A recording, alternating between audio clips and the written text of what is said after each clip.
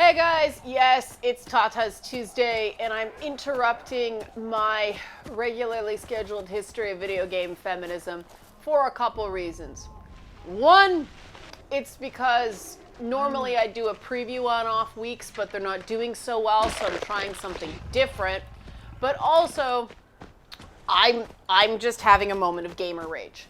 And I think it's probably a better idea to be more sort of authentic in this channel than try to sort of stick to sort of slicker production values and all that stuff that people say they want on YouTube but don't really reward on YouTube. Content is king, and I think that sort of my reaction to what's going on with what I'm playing here, Far Cry Primal, is something that people can understand. Because I now understand the, I'd say it's frustration. Oh, there he is. But it's outright anger that gamers are feeling based on the review process and the fact that the review process doesn't seem to be reviewing games as games. They seem to be reviewing games as movies you interact with through a controller. And you know, the more I hear from gamers that they want that, they want that to change, the more I try to make sure my own reviews are very much gameplay heavy, right?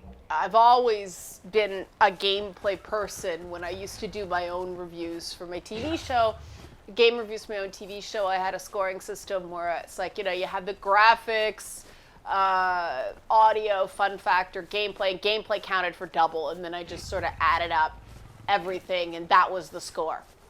It was very transparent. But now that I have to review games for other people, that's the big problem with game reviews is what does the number mean? It means something different for each reviewer, and it's, people don't follow game reviewers, they follow game services.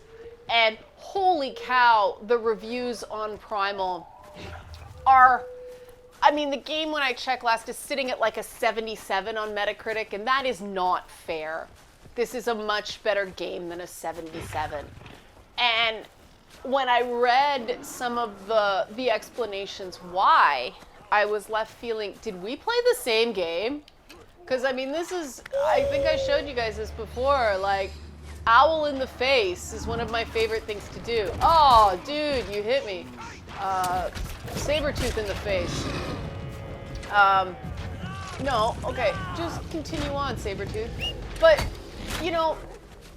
I just killed dudes with bows and arrows and a tiger. And I have a few theories as to what happened and why I've played such a I had such a radically different experience with this game than reviewers do, and I really understand the frustration because I've been talking a lot lately about playing a game like a gamer and reviewing a game like a gamer, and how sort of Far Cry games tend to reignite the gamer in me. I turn off my brain.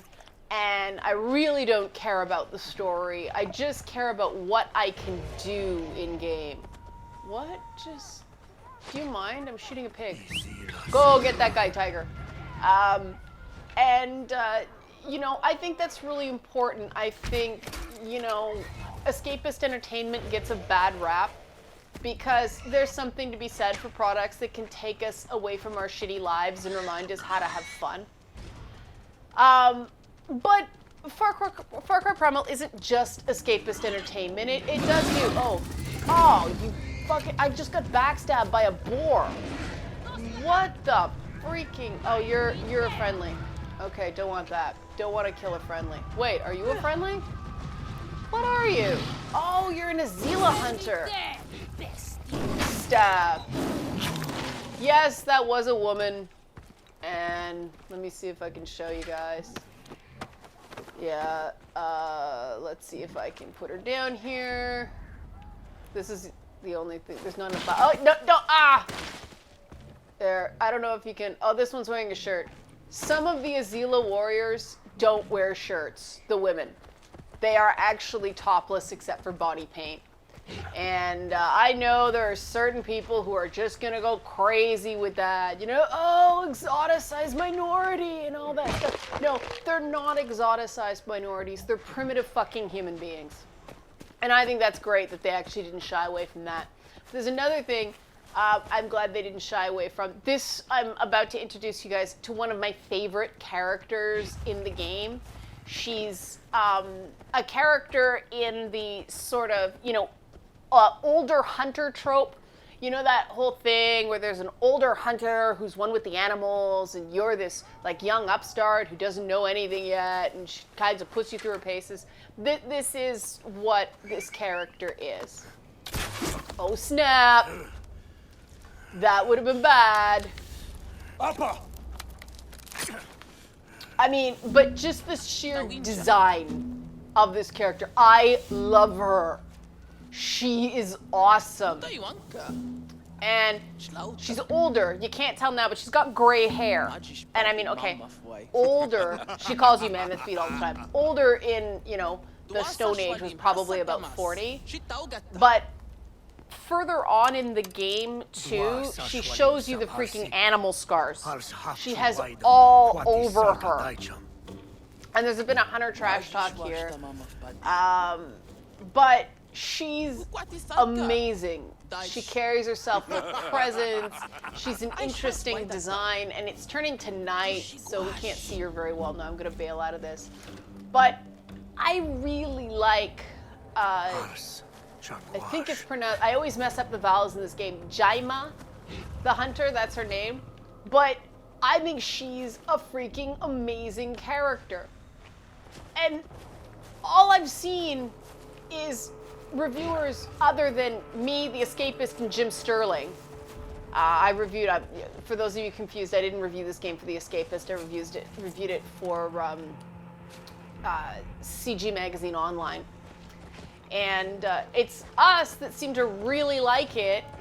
And, this is the divisions in gaming right now. There's people who review games for gamers, as a gamer, and whether it's fun or not is their primary thing. And I know people have issues with Jim Sterling, but, if you're going to tell him he does certain things wrong, you got to tell him when he does things right, too. And I think he was right about his viewpoint of this game. We liked it for slightly different reasons, but I can see where he was coming from with those reasons, as opposed to the people that complained that a game about cavemen didn't have a rich enough story. And this is when I go, who gives a shit about the story in a game where I'm shooting tapirs in the head with a bow and arrow? I mean, that right there, caveman shoots tapir in the head with a bow and arrow. That is the action for this scene. Now, a lot of game reviewers neglect to call that part of the story because it is gameplay, not a narrative point where the game stops and, a cutscene begins. And this is a game that deliberately tried to minimize those moments. They wanted to take away the really long cutscenes. The developer told me they called it time to iPod. Time to iPhone. And that meant, they had to keep the cutscene short enough that somebody wasn't reaching for their iPhone to check their email or check Twitter and look on Facebook. They wanted to keep you immersed in the game. And from a gamer perspective, it's like, oh God, thank you. Thank you for remembering that this is a video game and not a movie you press buttons to interact with. But a lot of game critics seem to hate this gamer's first approach. And I'm really concerned now because I knew this game was going to sort of end up with mixed reviews. But it's clear that Ubisoft really believes in it because they released it, they lifted the embargo really early. I think they expected critics to understand what they were doing more. Because in terms of a checklist of what, both sides of, the culture war in gaming say they want, this game has something on paper for everyone. And, it's got cool graphics, which you can't see because it's night and I'm using hunter vision, but let me see if I can get more stuff. It's got a really robust sort of technological stuff, and I'm seeing criticism that this game didn't innovate enough to be worth a full purchase price. That's insane. They've completely tweaked a lot of the Far Cry game mechanics to use Stone Age weapons. And one of the things I really liked is how clever they were with it's a Far Cry experience, but there's little, there's things here and there where you can't start with a 9mm pistol. You can't. They didn't exist in the Stone Age. So they start you with a club. That takes the game from a first-person shooter to first-person melee. And I just hit a wolf in the face with fire and set a tree on fire. See, this is the game. This is the experience of this game. I hit a wolf in the face with fire, and now the whole forest is burning. If you like this, buy this game, because there are so many moments like that, and that's what you're paying for. These moments where something so absurd happens that you just crack up laughing. Like, oh geez, I just started a forest fire. Smokey the Bear is pissed, but I'm having fun. And, yes, there's no glider and there's no mini copter and all that stuff because they weren't invented yet. But there are scenes where you do fly, not many. And that's fine because I kind of hate flying in a game where I'm supposed to whack things in the head anyway. I think that flight mechanics and things like that work when they work. Certain games it makes sense, other games not so much. And, then there's this whole divide of this is a single player only game, so some people will automatically go, not enough value. I think 35 hours for a full price game is decent value if I'm having a great time. And I don't care if that's multiplayer or single player, as long as I'm having fun. And this is one of those games that I finished my review and I wiped my save file, I started it all over again because I felt like I had to rush through it and I wanted to play through it again properly. Now that tells me I had fun, and I'm not going to intellectualize myself out of that, connection with the people who are relying on me to create an objective and useful review. And when I read some of the other reviews, I was like, this is not a game review, this is a movie review. And yes, plot and story construction and all that stuff really matters in a movie review. But film reviewers they're allowed to be more divided without somebody going, oh, that's a bad movie. If a movie gets 3 out of 5 stars, you usually tend to say, it's probably still worth seeing, I'll have fun. If a game gets the equivalent of 3 out of 5 stars, that's a 60 out of 100 on Metacritic, and that's usually an indication that the game is not very good. And so, that's one of the reasons you can't review a game like a film. But you also can't review a game like a film because a game has no gameplay. And we keep coming back to this same old tired debate over and over and freaking over again. And I intellectually understood the anger that gamers have been experiencing recently. I hadn't experienced it for a really long time though. The reviews for Far Cry Primal reminded me of what it felt like to feel like a product created by a massive team of people who really cared and really wanted to give players, not just another story using the, I forget the name of the Far Cry engine, the Dunia engine. They didn't want to just make another Far Cry game. They wanted to tell a different story. Because what is the damn point if you don't tell a different story? Now, it's not, I didn't expect it to be a massive overhaul in game mechanics because it's not a numbered game. For people who don't know, games without numbers in a series where you go like Far Cry, Far Cry 2, Far Cry 3, Far Cry 4, you number a game when you're sort of changing up the gameplay in a meaningful way. You're adding massive new features, or you're really changing something up significantly. Games sort of spin-off games, standalone, we used to call them expansions. We don't call them that anymore. But if there's not a number on the game, it's going to be a basic variation on the theme, and the question is how well they manage to do it. I mean, some of the best Assassin's Creed 2 era games were games like Brotherhood, not Assassin's Creed 2 itself, because that was still sort of a work in progress in terms of getting everything to work right.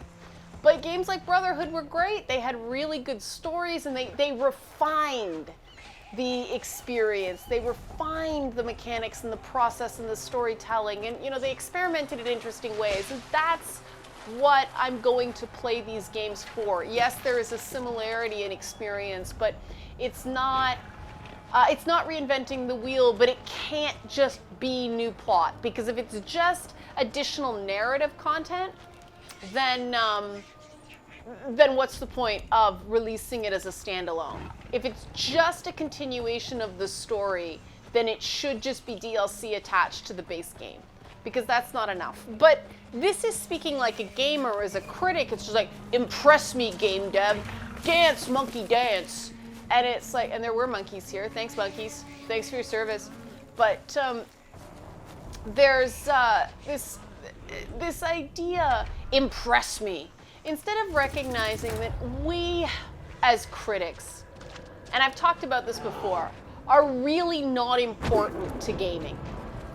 Our importance is to serve as ambassadors between the gaming companies and the gaming public. We're supposed to help the gamers spend their money wisely, and we're supposed to help developers show off cool innovations, or explain what makes a game good as well as what maybe makes a game not so good. And it seems like all it's become is sort of a bug reporting system, and then treating these things like they're being nominated for Oscars instead of it being something that's supposed to be a dialogue with the player using a controller. And I get why. How do I put this? Because now that I've felt it, I can kind of understand it. When you read one of these reviews, it seems to completely miss the point, and you feel like somebody might,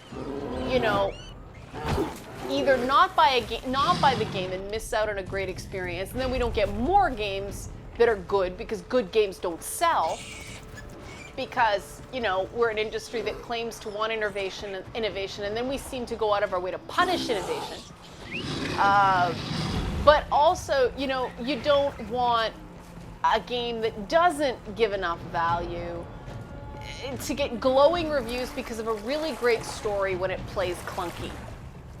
And my theory about why some people may have not really appreciated the mechanics of Primal is because they played the game on easy mode. And why do I think this? Because having played this, I noticed something. Having played it for the first time on normal, and then going through and playing on hard again. One of the comments I saw in a review that was not a positive review was that, there weren't enough human enemies in the environments for you to take on. And on the one hand, I was like, my first reaction was, wow, you're pissed off you didn't get to kill enough humans. That's sociopathic. Psychopathic, actually, flat out. But then I thought, wait a second. I thought there were a decent number of enemies on normal mode. But when I play on hard mode, there's a lot more Udam and Azila, especially in the early gameplay. They're out there constantly. And so I think part of the difficulty is how many enemies spawn, semi-randomly in the environment. And so we've got game critics who aren't, how do I put this? aren't confident enough in their own gaming abilities to even play a game on normal difficulty, because I didn't have any freaking problem with the game on normal. It was challenging, but I didn't get stuck on any fights. I've played a lot of Far Cry, so I was put through my paces in the final 2 fights. But they gave me a run for my money. I mean, I was running around going, ah! And again, the story, I think it's a story for gamers because it doesn't sit there lecturing you. It shows you and lets you be a part of the story. You've got to pay attention. And there's Jema again, and she's awesome. Oh, she took credit. But that's sort of my rant. And I know I dropped one F-bomb. I try not to do that in these videos, just in case anybody links them to my mom. But in this case, I was pretty ticked off, and I thought it was appropriate. Complete! And, you know, it's really too bad that our last attempt to really address these issues got bogged down in a really nasty cultural war fight that sort of, how do I put this? Oh, I'm out of hardwood, wow. It got away from what I think would have been the most productive dialogue, who's a good kitty, which is how do we make, you know, the industry and the hobby and the community, we all agree has a lot of value. We all feel very strongly about better. And it became this race to the bottom to show which faction was the absolute worst people in the world. And like I said, that's a race to the bottom. That's not a race to the top. A race to the top is involved in rewarding what gaming does well, as long as, you know, as well as maybe talking about what gaming doesn't do so well. Because I don't think you can be a fair critic, what is this, of an industry unless you can see what's good about it, you know? You have to really, I think you have to really love games and gaming and everything like that to be critical and still have people feel like you're doing this to make it better instead of just trying to burn the whole thing down. And that, I think, is a completely fair request on behalf of gamers and the people who actually plunk down their money on these games. I mean, we get these games for free. So, you know, it's artificial from top to bottom. And I always, here, fishy, fishy, fishy. I always feel, how do I put this? When people ask me, is it worth the money?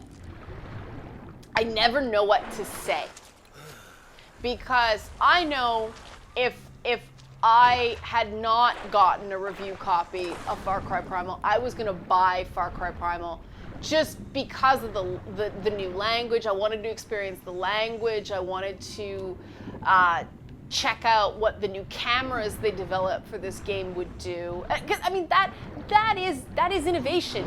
That is innovation in a nutshell. Holy shit, they made a language. They made words, you know, and they created new cameras and for the tiniest little things that we can suddenly. Oh, that was a turtle. I got stuck on a turtle.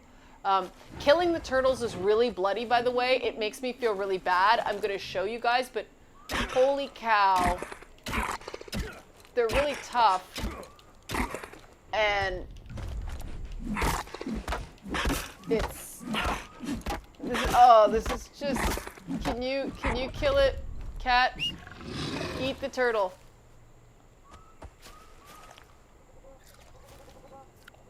I tried to kill the turtle, but the turtle wouldn't die. The turtle is metal. But didn't that make you feel awful? Like, you actually can't kill it. You, like, smash it, and it goes to, like, a bloody pulp. But I feel bad now.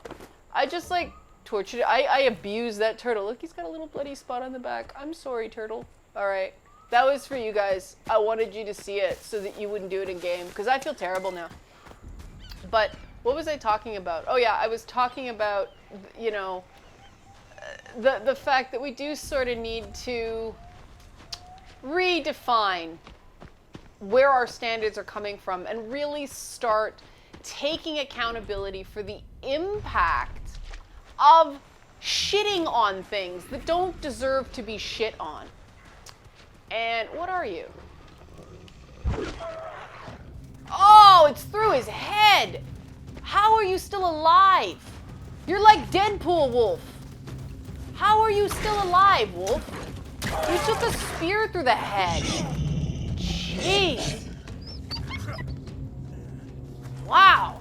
This Wolf is hard freaking core. Did you see that? He had a spear through the head and lived.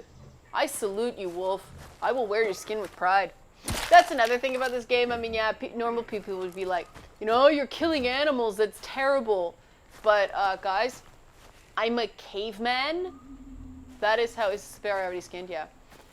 If they didn't hunt and kill animals, they didn't eat, and they couldn't have clothes, and, you know, they wouldn't be able to build shelter or anything like that. So I'm an animal lover, and I mean, like you see, I have my badass saber-toothed cat with me. But, you know, I understand that in this case, the killing of animals was needed for survival. It's not like game hunting now, which just sort of seems, you know, cruel to me. And I think it's kind of funny that people would complain that there aren't enough people to kill, or that a story that doesn't give it all to you, that doesn't treat you like a moviegoer when the plot starts. What are you? Those jaguars are freaking hard to catch. What is this? Oh, you ate a monkey jaguar. I think that's bad luck this year. Isn't it the year of the monkey? In Lunar New Year? Yeah. But, yeah, I think we just sort of gotta, at this point, ignore Metacritic. That's, you know, because we only give it power if we use it as a resource. And if we ignore it and stick to the services we actually trust, I think that's the way to get, you know, the most utility out of game reviews. Does this person who has similar tastes to me in games like the games I do? And, you know, or if they have different tastes, are the differentiations in their tastes something I can predict and sort of go, okay, well, they don't like this part, but they were gonna, oh, animal pile up, ah. I got greedy. But, you know, sort of, I may respond badly to something somebody else likes. And I mean, an example of that is in Far Cry 4, I really didn't like the binary choice structure where, you know, do you side with Sabal or Sabat or whatever the guy's name was, who, you know, was a traditionalist, but that involved marrying a 12-year-old to seize power, ew. Or do I go with Amita, who's, you know, the revolutionary, but she's funding her revolution by turning her country that she claims to love into a narco state. And I really felt like I know why the game did it, and I know why they tried to challenge me morally, and I get it, but I found the whole thing unpleasant, not pleasantly uncomfortable the way some of the moral choices were in Dragon Age. I really thought those were effective. With Far Cry 4, there's a difference between disagreeing with characters and downright disliking them. And I disliked the three major characters in Far Cry 4 so much. I'm one of the few people that just couldn't stand Pagan Min. And, you know, the character I really liked was Yuma, and she's barely in the game. And I wanted to see more of her, not just her influence in the world, but her. But, you know, other people loved Pagan Min. And that's going to happen. You know, different people like different things. And so just because you don't completely agree with a reviewer doesn't mean the reviewer is a bad reviewer. But if, you know, part of the reason I think it's important to not lose solid game reviewers, and to compensate them for their work is, film critics, the really influential film critics. They've been around for a while, so you know what they like and they don't like, and so you have that baseline. There's so much turnover in the game's press that the audience doesn't get to know a traditional games journalist the way they do a YouTuber. And I think that is at the core of why gamers are shifting to get their game content from YouTube as opposed to the traditional sources, because they feel like they can establish that, mass media relationship with a YouTuber, so they know where they're coming from. And do you want to watch me play this fort? I mean, this is an outpost. This is essentially the forts. Whoops. These are essentially the forts in this game. So I'll show you guys a fort. And I'm sorry, I play with hunter vision on a lot. Just because it makes me see things more clearly. And so you see, I just released the wolf, and now he's going to attack dudes. I'm going to try to do this the right way, as opposed to just go in, smacking the shit out of everybody, which I could do on normal mode, but I think it's a little more difficult on hard. And they're all running away from the wolf. And where are you? Okay, I think you're dead already. No, don't hit the rock. I always feel bad when I smoke the owl by accident. Who are you? And this is, I call this owl in the face. I love it. That was owl in the back, but normally they're facing the owl, and then it's owl in the face. Whoa! I think they almost got the drop on me. Oh yeah? You think you're real clever. Eat, tiger! Beast can't reach the target. No good. That's okay, we're in a fairly safe space. Haha! Primitive safe space. We're gonna have adult coloring books using ash and twigs and stuff. Where is that other guy? I don't know how they even saw me, but like I said, this is hard mode, so. I don't know who that is. I don't even know if that's an animal or a person or... Yeah, come get me, jerk. Come get me. Come get me. And it's kind of cool with the spears. Oh, there goes the saber tooth. You think you're so smart now, guy. You ain't so smart. Oh no, the saber tooth's right. Hey guys, we're all on the same side here. Wow. The wolf is really angry at its enslavement. It's just lashing out everywhere because it is railing against the oppression it experienced by being in that cage. It's a metaphor. See, if they had somebody if dialogue was scrolling along the bottom, pointing out exactly all the things you're supposed to take this game, people would call this a great story. And I don't want to explain why, because that would be spoilers. But because the game here it is, guys. It's all here, but it's up to you to explore and sort of discover what the story of this world is. We're not going to treat you like a child and spoon feed you. The story's weak. It's a bad story. No. At least I don't think so. I'm, lion? Tiger? Hello? Let me out. Dude? Excuse me? Here. You go there. Thank you. Saber-toothed tigers are not portable. Oh, there's the last dude. All right. Let us end this. Where are you? Are you up there? Ugh.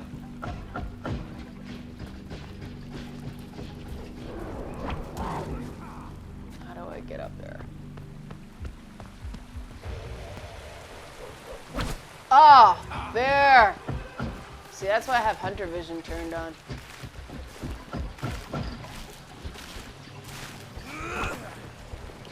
Hello? Why did I just throw bait? Alright.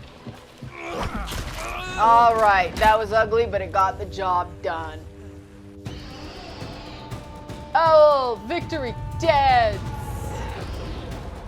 Owl to the face is happy. And there's a badger in this game.